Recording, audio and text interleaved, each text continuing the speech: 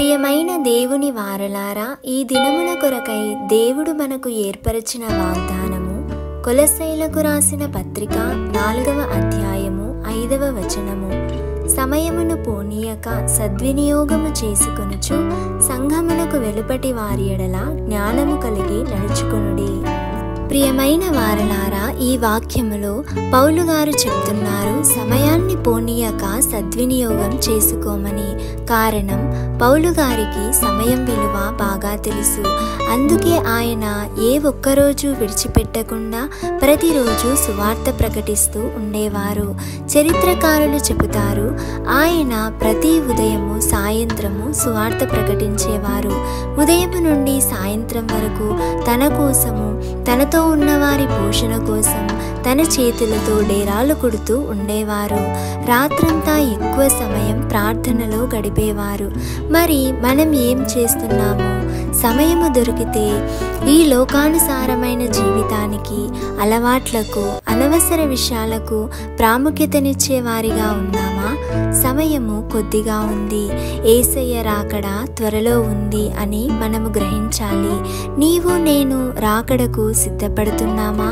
నశించిపోతున్న ఆత్మల రక్షణ కోసం ప్రార్థన చేస్తున్నామా?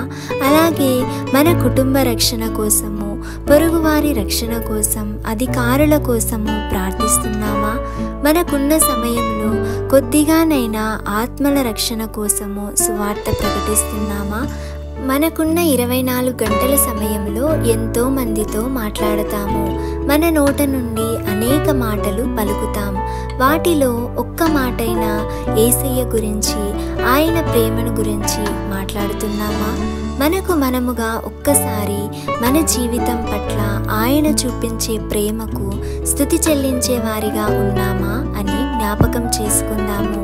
వాక్యం చెబుతుంది కదా, సమయాన్ని పాడు చేసుకోకుండా సద్వినియోగం చేసుకోవాలి.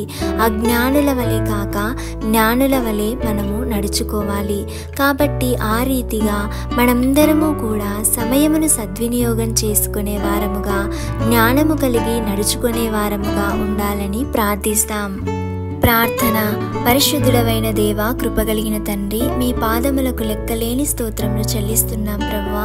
అవును తండ్రి, ఈ ఉదయకాల సమయంలో ఈ రీతిగా మమ్మల్ని అందరినీ హెచ్చరించినందుకు మీకు స్తోత్రములు ప్రభువా. మేమందరము కూడా తండ్రి సమయమును వృధాపరుచుకునే వారముగా ఉన్నట్లయితే మమ్మలను క్షమించమని వేడుకొంచున్నాము తండ్రి. ఈ క్షణము నుంచి కూడా యేసయ్య, మేమందరము సమయాన్ని సద్వినియోగపరుచుకుంటూ, జ్ఞానము కలిగి నడుచుకుంటూ, ప్రతి విషయములో కూడా యేసయ్య మీ సహాయమును కోరుతూ, మీ చిత్తానుసారంగా మీ ఆత్మలో మేమందరము కూడా బలపడుతూ, ప్రతి విషయములో విజయం పొందేవారిగా మమ్మల్ని అందరినీ కూడా ఆశీర్వదించుమని నజరేయుడైన యేసు నామంలో అడిగి వేడుకొని పొంది ఉన్నాము తండ్రి. ఆమేన్.